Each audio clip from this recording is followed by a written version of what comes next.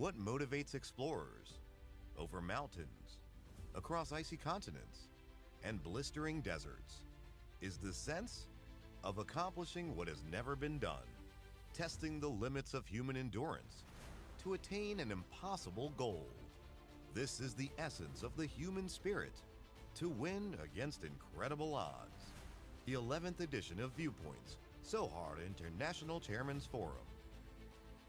Our objective of it is to be a place where we can exchange knowledge, talk about thought leadership, and it is really our suggestion about building a knowledge economy in this country. A unique platform that brings global visionaries and pioneering ideas to make an impact in Oman. In its 6th virtual session, host a conversation with the world's greatest living explorer, Sir Ronald Fiennes, explorer, speaker, and recipient of the Sultan of Oman's Bravery Medal. Sir Ronald and his life experiences and adventures serve as a living inspiration for conquering human limitation.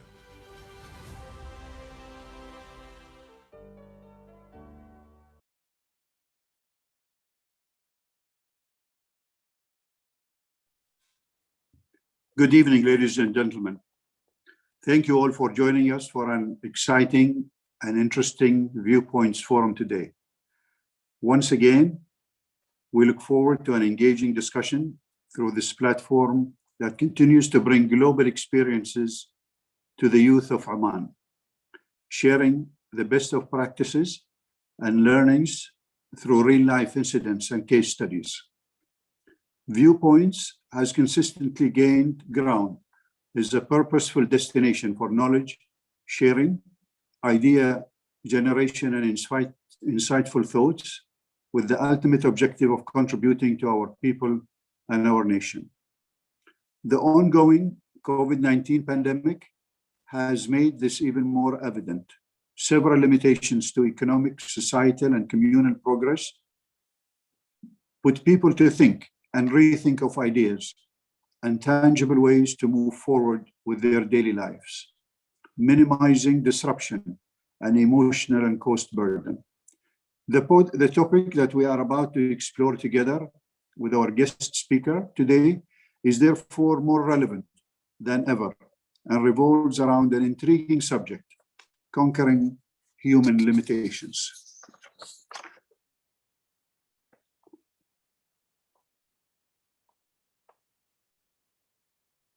On that note, our guest speaker will take you on a journey around the Earth axis, narrating his many real-life experiences and sharing his views on their significance in today's highly evolved and dynamic world. Sir Ranulph will talk about human capabilities and boundaries, offering new dimensions to the subject. You can engage and join the dialogue by typing your questions in the designated Q&A box displayed on your screens. We will try and address as many questions as time permits during the latter half of today's virtual session.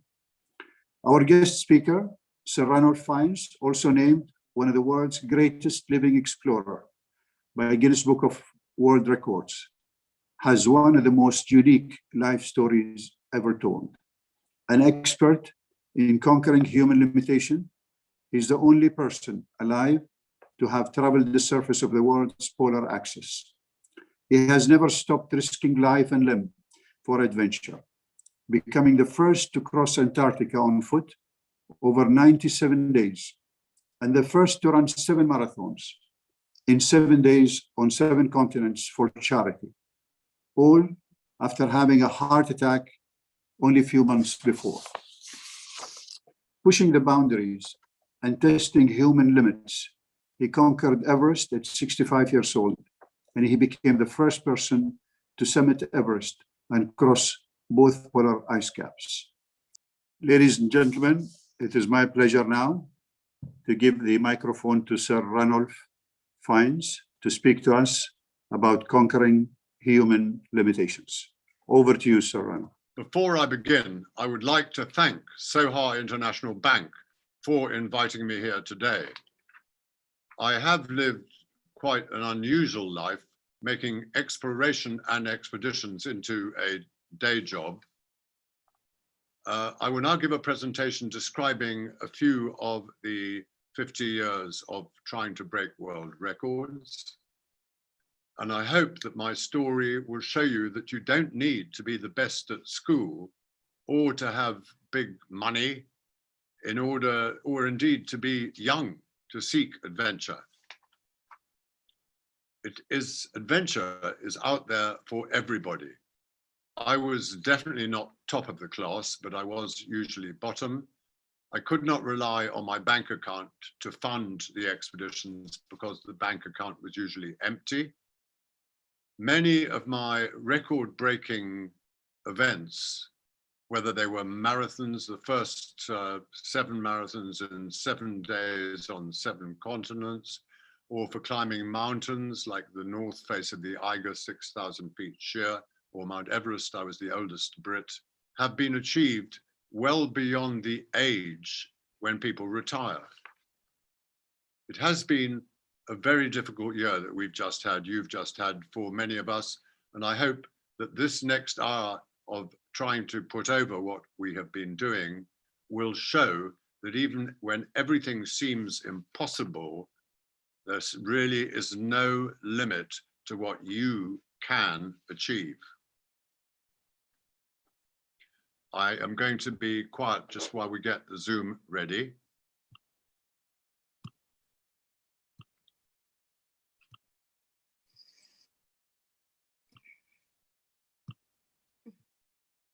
Apologies, 1 second. I'm not.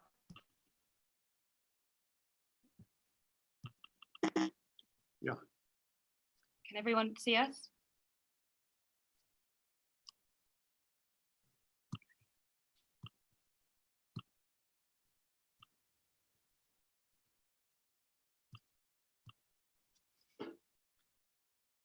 Basically, I was brought up in South Africa because my father was killed in the war 4 months before I was born. So my South African grandmother took my mother and my 3 big sisters out to South Africa.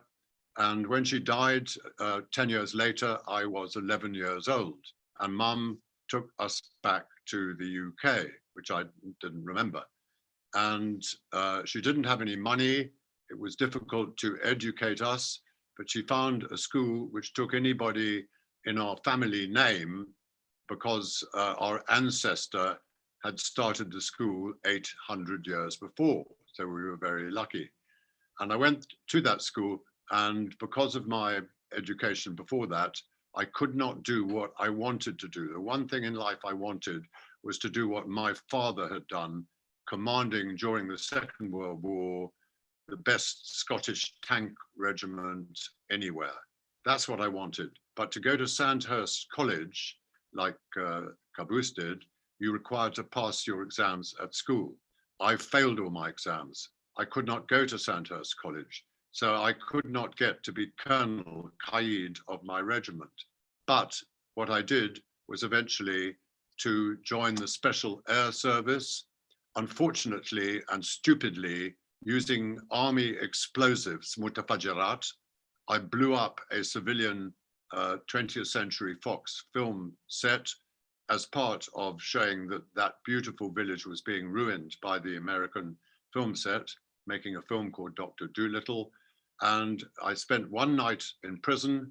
I was thrown out of the Special Air Service Regiment back to my own tank regiment in Germany, facing the Soviet army. That was very boring because the Soviet army never attacked. And so I looked to do something else.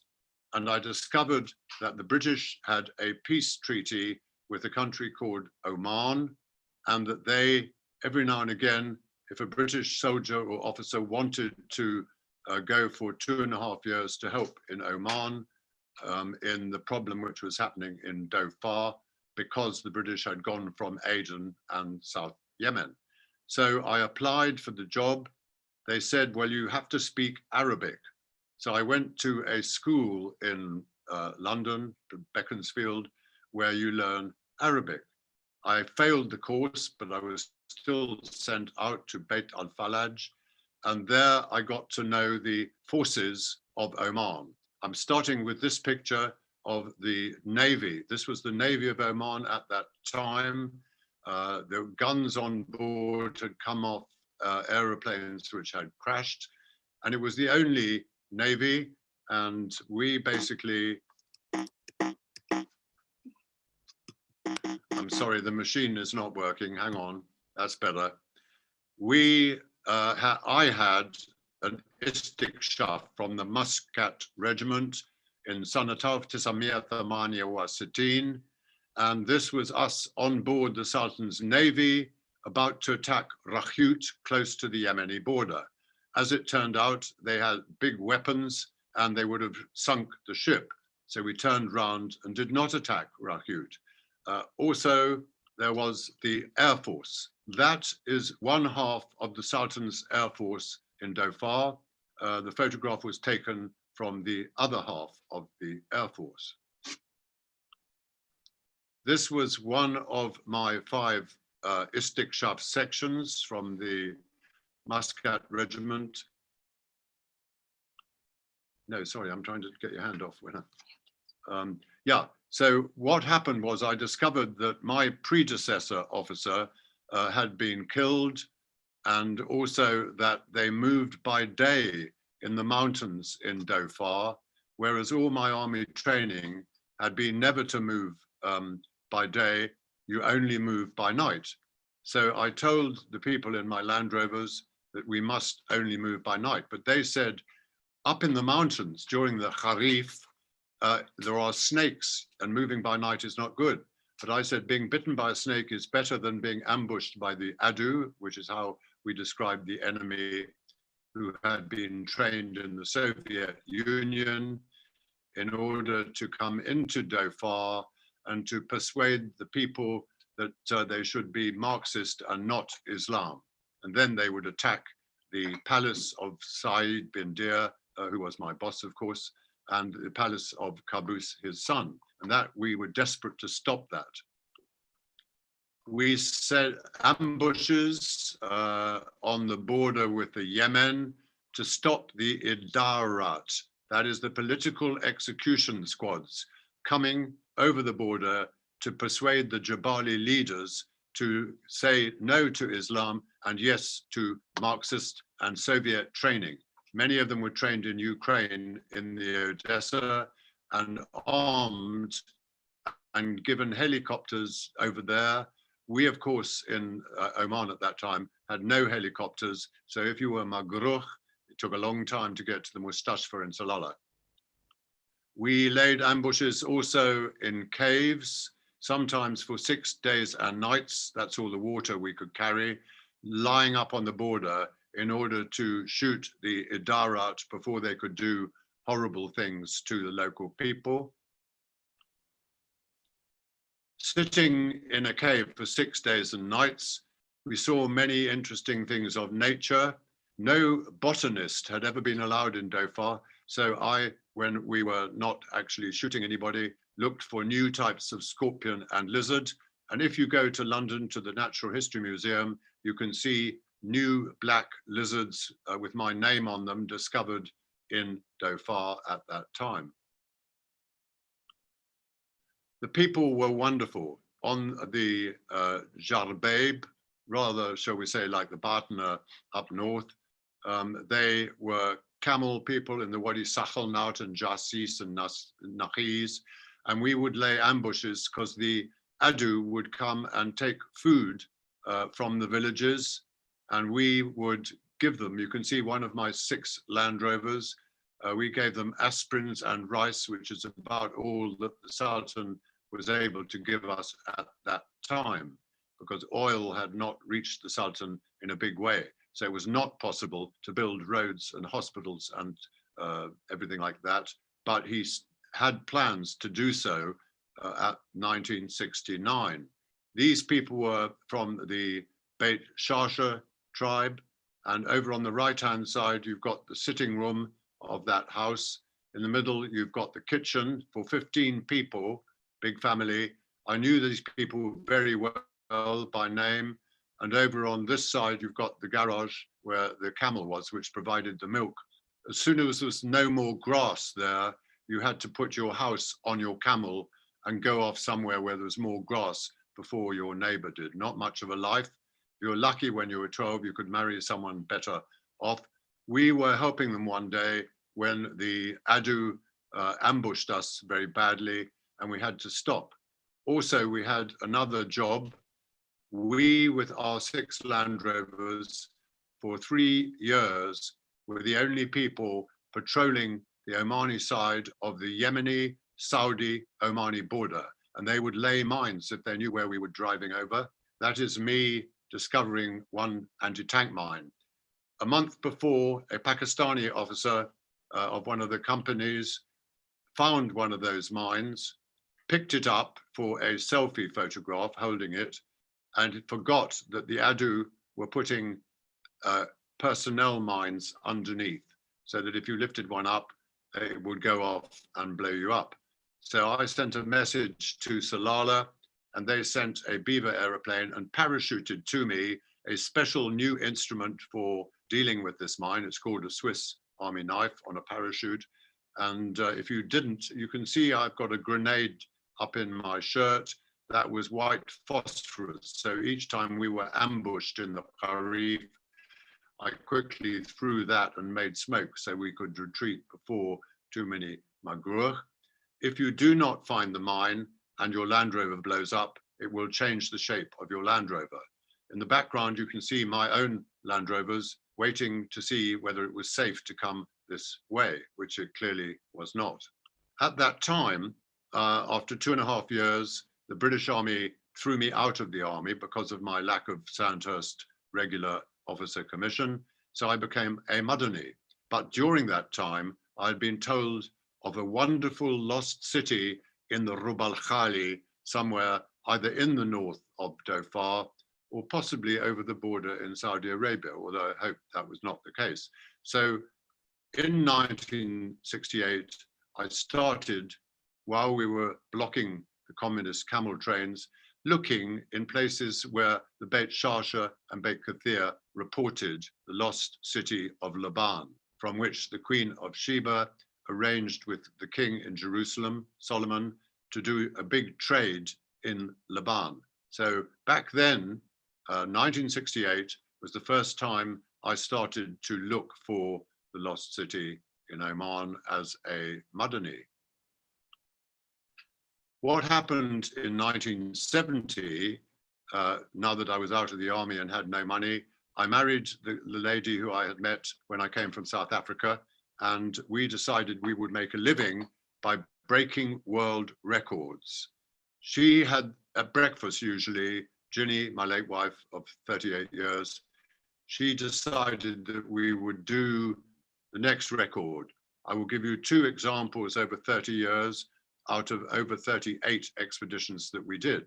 This one was an attempt to do the first journey up the longest river in the world, Nahr Nil in Misr, and that we would use things which were totally new in the world called hovercraft, little 2-seater hovercraft. They had a skirt underneath. They could go on land or water, and that was very good on the Nile, where much of the river is covered with plants. That expedition was successful. We did the first complete expedition up the longest river in the world. That was filmed by the BBC, which enabled us to get known about and therefore to get sponsorship more easily. Because we had no money, everything we wanted for every expedition had to come from a sponsor, and they had to have something back. So we would make photographs of us using their equipment. This expedition was the first ever journey through Canada's biggest province in the west. It's called British Columbia. The capital is Vancouver. They were discovered 100 years before we were there by Scotsmen. So they asked Scottish people to come and see if they could do the first ever river journey down 9 interlocking rivers from their northern border with the Yukon down to their southern border, 2,000 miles away at Vancouver on the American border. I led that expedition, and the other two were Scotsmen from my old regiment. We had no training in bad rivers, except the Ministry of Defence in London allowed us to train on the River Thames in London. So when we got to Canada, the huge rivers, very bad indeed. We had 4 boats, 3 people in each boat. On one rapid in the Moran Canyon, one of our boats overturned in a 30-foot high wave. We found their bodies a mile downstream, and that would have stopped the entire expedition. But luckily, it was just the BBC film crew. Basically, I think 1979, we were depending still on what could be given to us. And people stopped giving you things if you aren't going to break a record. And at that time, the media in the UK were no longer interested in hot expeditions like the Lost City or the Nile. They only wanted very cold expeditions, breaking world records. So my wife sent me to look at a map in a library to see if we could do the last great polar expedition, which no human being had ever done. And that was to go round planet Earth without flying 1 meter of the 100,000-mile journey, crossing the whole of Antarctica at the bottom, which is bigger than America, but has no shops en route, and then go up the other side of the world and cross the whole of the Arctic Ocean, which is not Antarctica's land with snow. Up there, it's a sea, moving sea with bits of ice, more difficult. So that was what she thought we would do. But when I looked at the maps, I realized it was not possible. So I went home, as you would, and I told my wife it was impossible. She got quite upset, and therefore I went back to the library. Basically, we decided we would do it. We needed government support. The Special Air Service Regiment liked the idea, and they gave us in London, Sloane Square, part of their army officers and their support. And we spent, Ginny and me and the people who might have been like you, who joined us from 9 countries around the world. And we started to plan the first ever polar journey around Earth with no money and no bank account. We had 1,900 sponsors. One of them gave us an old ship which could go into bits of ice. Another one, Chubb, gave us the loan of a ski plane. We never flew, but we had to drop off light houses in Antarctica where we would live for the 8 months of darkness. And then 2 years later, when we got up the other side to the North Pole, we would spend 8 months of darkness waiting for the sun up there. And you only have 3 months of travel in a year. So that was the plan.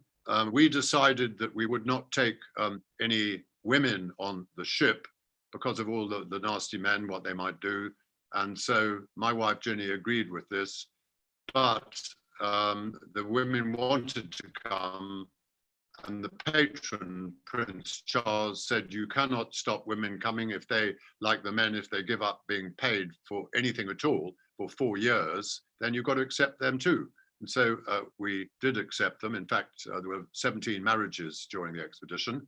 And we worked for 7 years with no pay, working in pubs at weekends to make a living to pay the gas bill. And people who joined us, for the going around the world, we needed 2 people to come with me, called the Land Group. So when we left the ship to start in 1972 from Greenwich on the River Thames in London, we said goodbye to our family and friends for 3.5 years, and we went south from England. We hit an obstacle, which was France.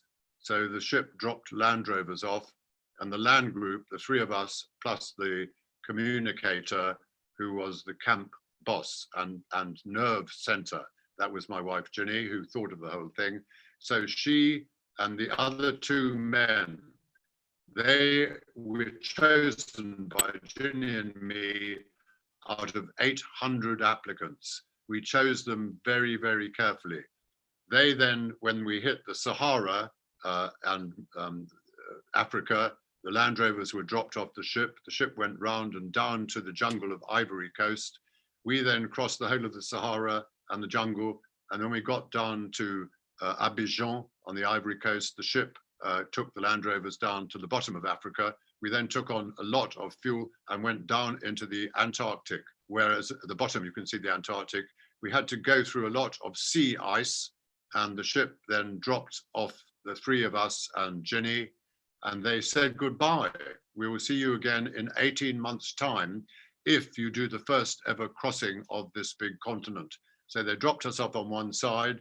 The problem was that dropping stuff off on the ice, the wind then broke the ice and you lost it. Everything in Antarctica was going to be difficult. We said goodbye to the ship and we moved inland on little motorbike skidoos, 2-stroke engines, and we moved in 400 miles to the last known place on Earth. If you look over our hut, which was made of hard paper, very, very light to be dropped by parachute, you can see the top of a mountain. After that, no human being knew what was for 900 miles to the South Pole. We would have to wait for 8 months in darkness in the hut. We were, my wife and the other 2 men, and a little dog called Bothy. Ginny would not go anywhere without that little dog. So in that hut, we sat for 8 months waiting for the sun. Ginny had become, with the British Territorial Army, the world's best ionospheric scientist. She got the first medal from the British Queen for all the scientific work she did when we were waiting in that white paper hut. We had another problem, which was that we had to cross crevasses. You may not know it, but all the way across this continent, you've got holes, deep holes, 300 feet deep sometimes, covered by bits of ice. And basically, when you were trying to cross the ice, you could fall in. People would die that way. We had not been able to practice in London, but luckily for us, a hole opened up next to the hut for practice purposes. Normally, when you go, and that was the mountain that we waited by for 8 months, and then it was unexplored. We set out, we said goodbye to the base camp leader, Ginny. That was the nastiest job of all. That's why I gave it to my wife, because the whole thing was her fault for thinking of it. But she was a little person and couldn't roll heavy Burmale oil drums around. So we had to have a man who would be living with my wife for 2.5 years. So I did not want somebody who was physically attractive in that position. But luckily we found a Yorkshireman for that particular job. We did the first great crossing of the unexplored area. You can see the little machines, 2-stroke. That is Oliver, one of the 2 men we chose out of 800. He had been a Whitbread beer salesman in London for 9 years before we selected him. The other guy, Charlie, was a South African butcher from Cape Town whose business went bust, and therefore he was selected for our expedition. The tent weighed 120 pounds. Today, our tent weighs 3 pounds. You can see a sextant. That was because there was no polar orbiting satellites. And therefore, we had to use for navigation the altitude of the sun, and nothing which was different to the explorers of Antarctica 120 years before. Only in 1990 were the polar orbiting satellites, and then GPS and sat-nav and sat-phone. Basically, we reached the far side. The pictures I took for 2,000 miles were all white, so there's no point in showing them to you. But when we got to the far side below New Zealand, we could see smoke, and there was only one active volcano on the continent. When we got there, we sent a radio message to the ship, and the ship came in from New Zealand. If you look carefully, you can see the red line in New Zealand, came through the ice. 2 other ships were sunk that year trying to get through. Ours was very lucky. Took us up to Australia, and then the red line goes east to the American coast of Los Angeles, and then it goes up that coast of America and through. If you look on the top left-hand corner, You can see a hole that's between Russia and Alaska.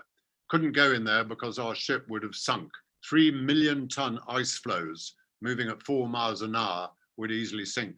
So when Ginny did the plan, 8 years before we got to this part of the world, she did the plan on a small 6-inch globe from her school using a crayon. So the planning was not exactly precise. But we went 2,000 miles up the Yukon River. You can see the red line. And then we went into the ocean above North America. It's called the Northwest Passage and had never been gone through in under 3 years and had never been gone through in a small open boat. But that is what we used. Up the Yukon River, we used little rubber boats. That's me and the South African guy, Charlie, in the back there. By now, there were only 2 of us because the other one had sadly had family problems after 8 years spent unpaid helping us mount the expedition. So Charlie and I carried on up the Yukon, and then we went above North America. I showed you on the map. For 2,500 miles to our north was ice all the way down from the pole, and below us was the cliffs of Canada. We did the first ever open journey down, but when we stopped at the eastern end, unfortunately, the sea froze and the boat wouldn't go any further. And it stayed there, as we later learnt, for 11 years. We then had to ski or go on shoes over 200 miles of ice, unmapped mountains, because we had to go to the far north of that icy island where Ginny had flown in to 2 abandoned huts from Canadian scientists, where we would spend 8 months waiting for the sun up there. To get there, we had to go on snowshoes. The man on the left, Charlie Burton, unfortunately, his feet got very bad. He got other things go wrong with his digestion. He cracked his head open on a rock and he began to complain. But that's his better foot. He made it for 180 miles over those mountains, and we got to the 2 huts, the most northerly huts in the entire world. Ginny had taken the ice and the snow out of them, and we lived in the 2 huts for 8 months with the dog, waiting for the sun. I've got a picture of one of the 2 huts. It had a problem.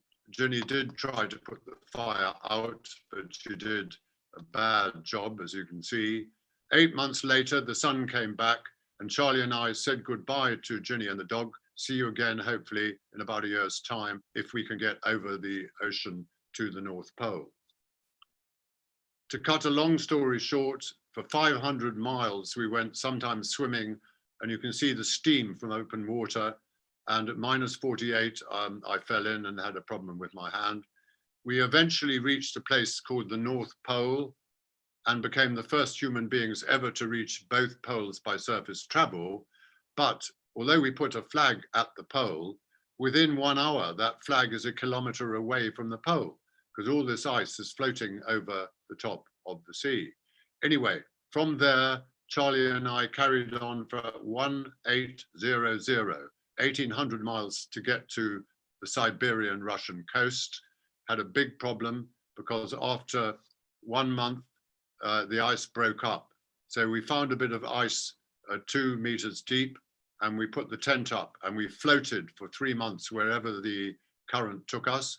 Charlie over on the left had a solar panel which could give us enough power to listen to the BBC World Service for 2 minutes a day if there was reception. And one day, Charlie, with his headsets on, he said, "The United Kingdom is at war." So I said, "Who with?" He said, "Oh, I didn't get that bit." So we sat for 5 days of bad radio reception arguing who we were at war with. We obviously assumed it was France, but when they said it was Argentina, we thought that was a BBC joke. We got very frightened because we were attacked by 19 polar bears as we floated south over their land. We also got frightened because our flow, which was our floating home for months, began to go underwater. A Morse code message to Ginny, who was on the ship down by Soviet Union, waiting to get through the ice, but it wasn't an icebreaker, and they had holes as a result. we sent a message to where we were, and through good, I have to say, luck, not cleverness, either by us or the ship, they got to 22 miles from our remaining ice flow. We had been using canoes with skis on, designed by Ginny 5 years earlier, and basically those were our saving grace because they got us to the ship. The ship was stuck for 15 days.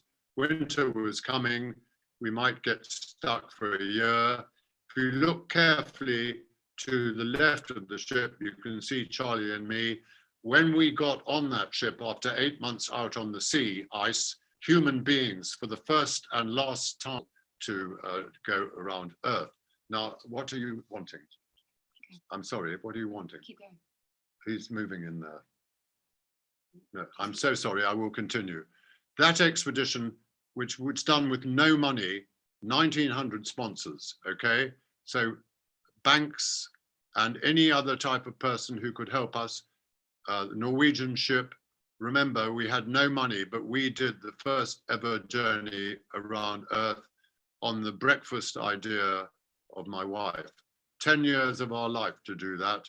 And we eventually got back to London. The ship arrived. Our patron, Prince Charles, said hello. Would he be patron of future expeditions? And by then we had raised over £8 million for charity. We moved over the 1980s to breaking world records against the Norwegians. Everybody, including a bank, has got known enemies. We called them enemies, not rivals, in order to try harder. We used methods of travel over very thin ice. A company called British Aerospace designed sledges like boats because, as I was saying earlier on, it was becoming much more watery, much less ice, crossing the 1,800 miles of the North Pole area. I think that going across that Nylas ice, he would probably fall in and have to swim, and you don't want to swim at -40. So you can see we were able to use them as sledges and boats without any heavy amphibious equipment. We never took anything extra. If we took chocolate, we took the wrappers off the chocolate because it weighed something. Nobody was allowed a toothbrush. When I say nobody, there were Europe's top doctor specializing in stress and starvation. What happens to the body when it starves? Can it keep going? That was his expertise. And he was the director of the British Army Research Establishment. We, from Canada, broke all world records. So we then went across to Putin and asked if we could set out from Siberia. And surprisingly, he said yes, but we had to start at a secret missile base. And that was not popular. This is not a picture of the missile base. This is the shuttle later looking for the lost city. Anyway, we moved when we came back from the Arctic to starting to look with help from NASA for the Omani lost city, although we didn't know that it wasn't perhaps on the Saudi Arabian side of the border. That is a NASA professor. That is the Rub al-Khali. You can see sand dunes going east or north to Saudi Arabia. NASA said they knew where the lost city was, and we wanted to find it with not too much help from NASA. So the best four-wheel drive company in the world, who are called Land Rover, they managed to give us 6 vehicles, and we went right out into the sand dunes to find where the NASA said the lost city was. Now, our archaeologist, the best in the world from Missouri University, Yuri Zarins, took one look at the site here where NASA thought it might be. And he said, no, this is not the lost city. This is a place made by God, by Allah, and it fooled NASA because it wasn't the lost city. We then, in Shusr, in Oman, not in Saudi Arabia, we found, with great help from Mubarak and other people who lived in Shusr, we found the lost city. But it cost an awful lot of money.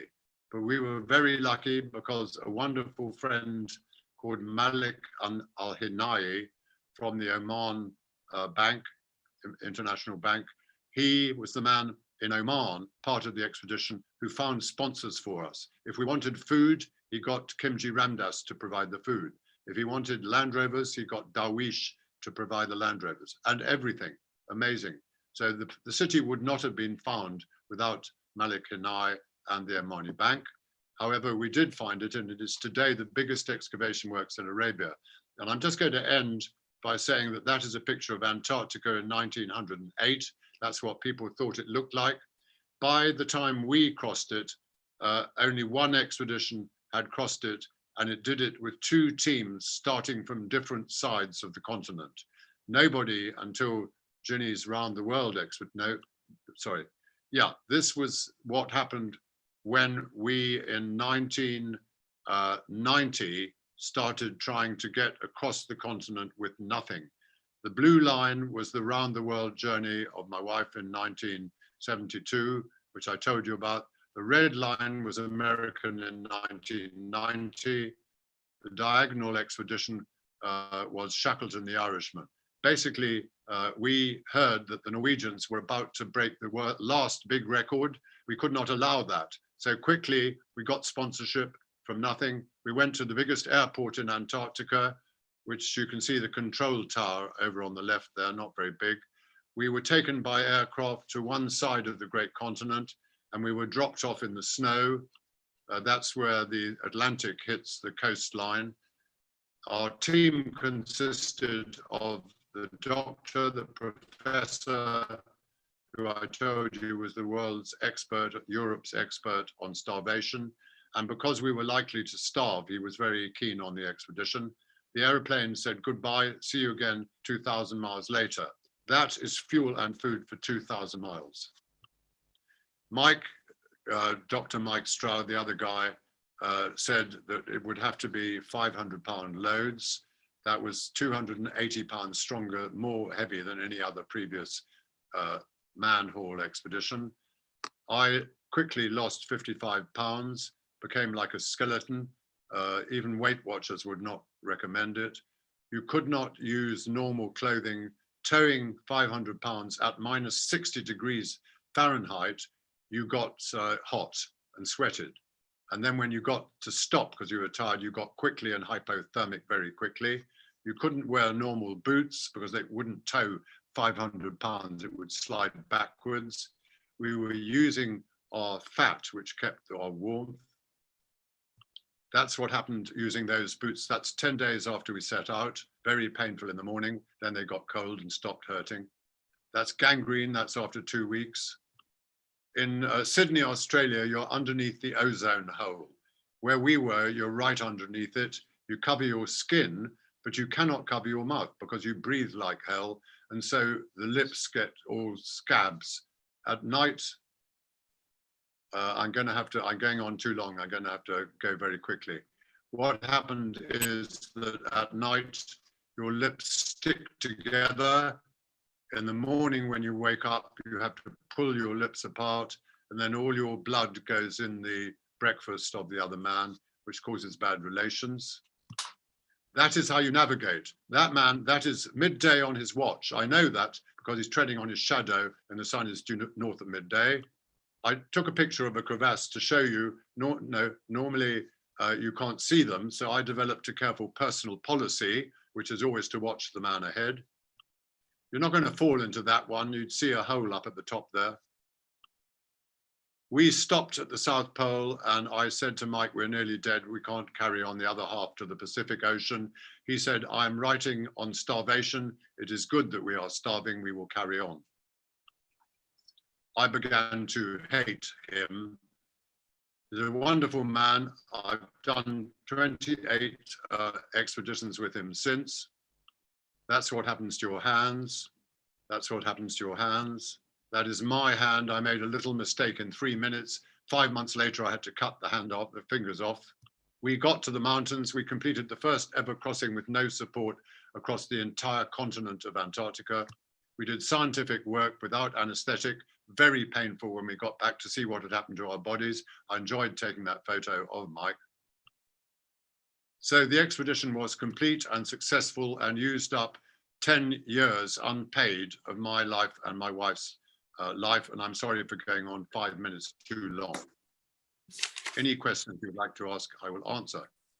Thank you. Thank you very much for that, Sir Ranulf. Let me ask you, really, after, with all these discoveries, all these world records, what was your driving force in doing this? Well, apart from the fact that when we married, as I said, and I'd known my wife when she was 13 and I was 16, when we married, we just had no money. And the only thing I had done in the army in Germany against the communists was, because the communists never attacked us from Eastern Germany to Western Germany, the Scottish soldiers in my regiment got bored and started beating each other up instead. So I had to keep them amused by taking them skiing and climbing and canoeing all over Europe. And that was called adventure training, expeditions paid for by the British taxpayer. But doing it with my wife, the taxpayer did not pay. So sponsorship became the new answer. And we did it in order to be simple, Mohammed. We did it to make a living. You mentioned fingers, and I must ask you about, I think, the story that shocked everyone when you had the frostbite and then you had to amputate your own fingers. What happened there? Yeah, I fell in on a solo expedition. Dr. Mike Stroud did not come with me on that expedition. And therefore, when I fell in, I had no rope to him to pull me out like normal. And it was -48. It was dark because I'd set out early before the sun came up. I was very lucky to get out alive, but the hand which pulled the sledge back out of the water got half the fingers, all 5 of them, dead. And when I got back to hospital in Canada and got onto the insurance to pay for the, what do you call it when you cut things off? Amputation. For the amputation, yes, for paying for that, the insurance in England would not pay unless it was an English hospital, even though the English have no knowledge of frostbite. And Canadians are very good at it. It would say it was stupid. So I went back to England and had the doctor, who was from Malta, was an expert at burnt fingers, not cold fingers.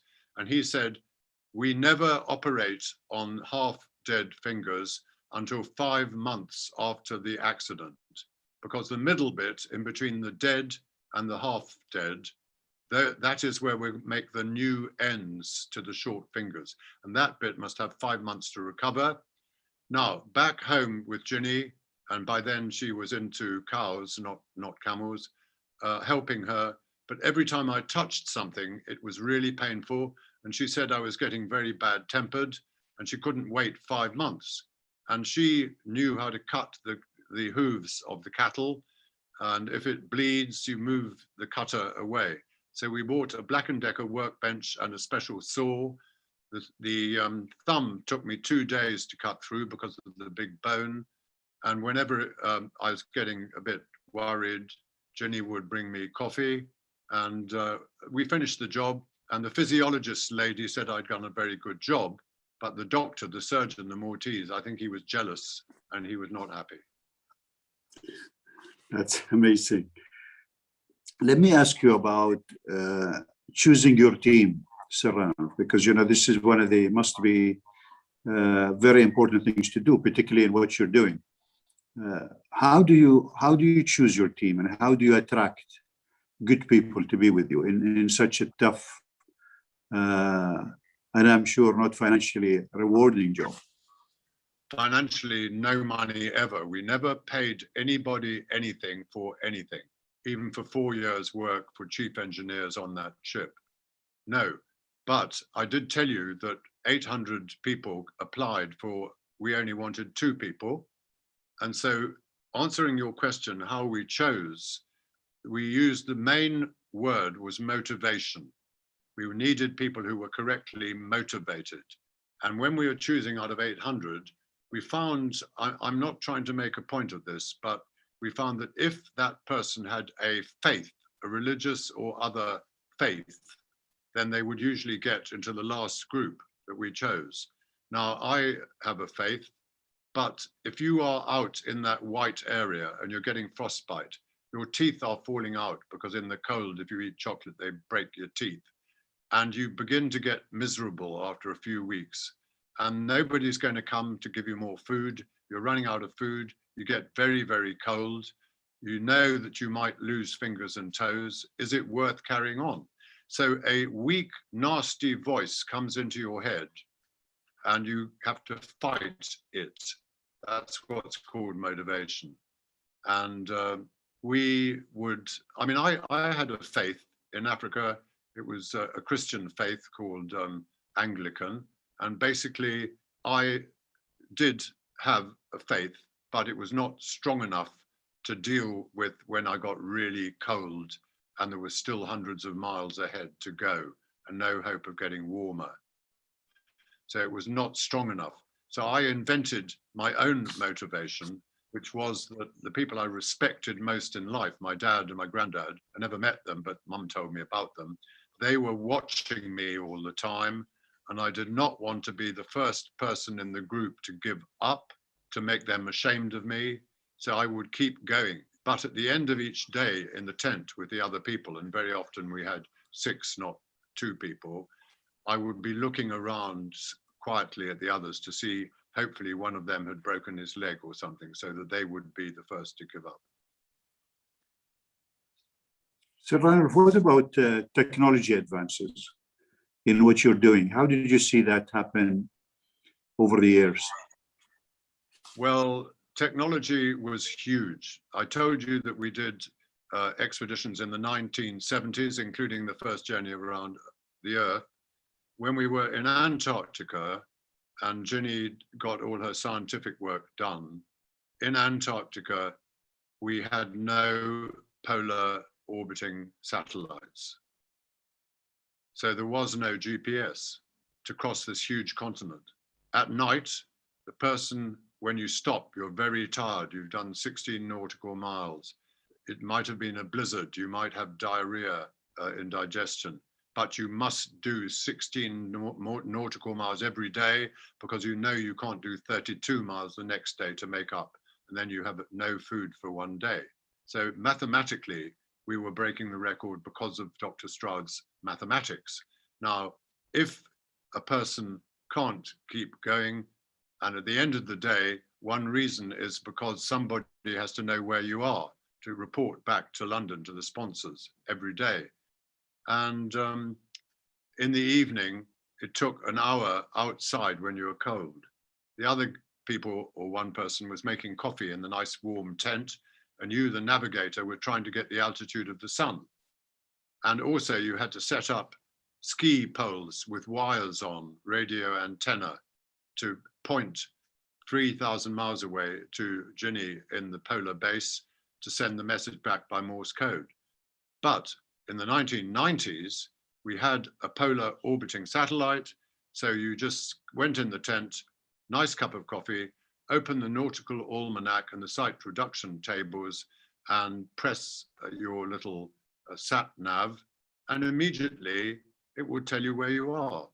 You don't go outside for an hour and fiddle about with a sextant or a theodolite.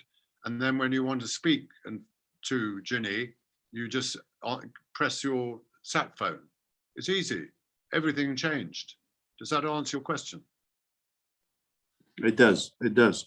I want to ask you about climate change and whether you have, in what you've done and what you've seen, you've witnessed climate change.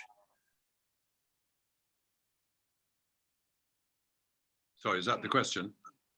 Yeah. We had scientists with us. One of our scientific reports was 600 pages long. For instance, on the ship, we had oceanographers from all over the world with trawling nets for 3 years. We had all sorts of different scientists that we took with us. That is why the members of the expedition have had polar medals. We basically also have raised £18.9 million, which is not much normally, but from expeditions, it's quite a lot for charities for cancer and multiple sclerosis and heart attacks like mine. And basically the expeditions have that sort of thing coming back. What was the question again? The main question? Sorry? Climate change. Planting. Climate change. Oh, sorry, Mohammed, climate change. Yeah, in Antarctica, we have a different answer for you to the Arctic, because in Antarctica, the scientists with their deep drill equipment could tell how much ice was going each year. But we pulling our sledges and trying to do a world record of a non-scientific nature, all we knew was that we were on top of 10,000-foot high mountains. And the pole, when you get there, you're 12,000 feet high altitude. And we knew that the mountains were that high, but we also knew that there was a mile of ice on top of them. Okay, that's a lot of ice. So although we were being told by the scientists that ice is disappearing fast, we couldn't actually see it because we had no scientific equipment. But in the Arctic, in 1970, when I designed the sledges, and I showed you pictures of the sledges, the first sledges in 1970, they were built waterproof, but not to go in water. By 1990, only 20 years later, I was designing boats which could be pulled like sledges because there was so much extra water. So we did see all the climate change up there, and it was alarming.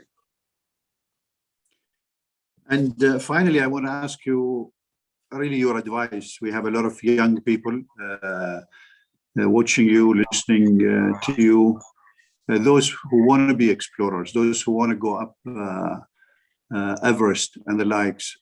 What would you say to them? What would be your advice to them? Well, if they're not frightened of heights, then Everest is no problem. Nowadays, lots of people have grandmothers who go up at the weekend, right to the top.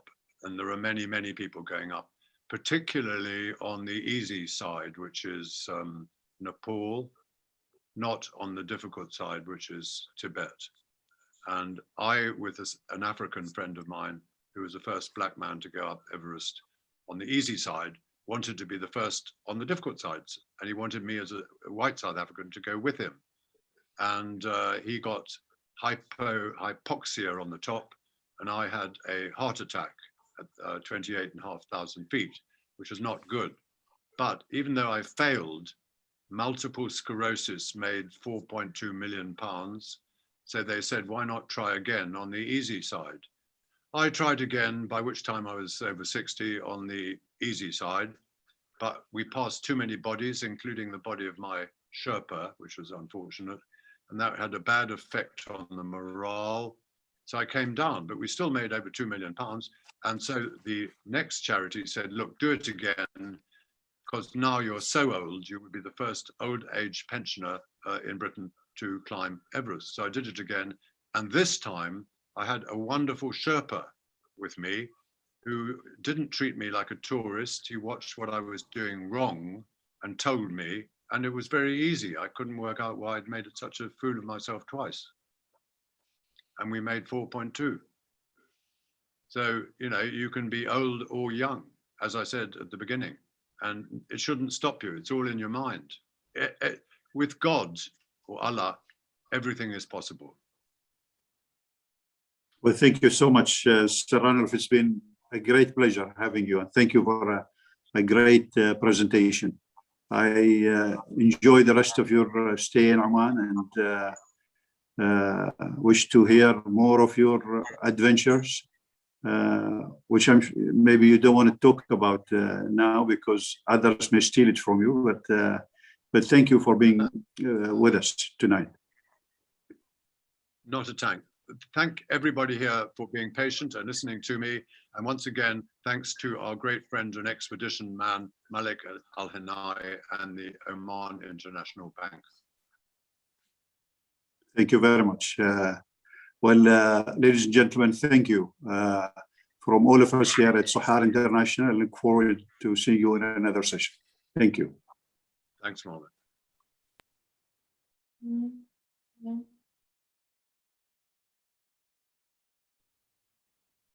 Well done, Jess.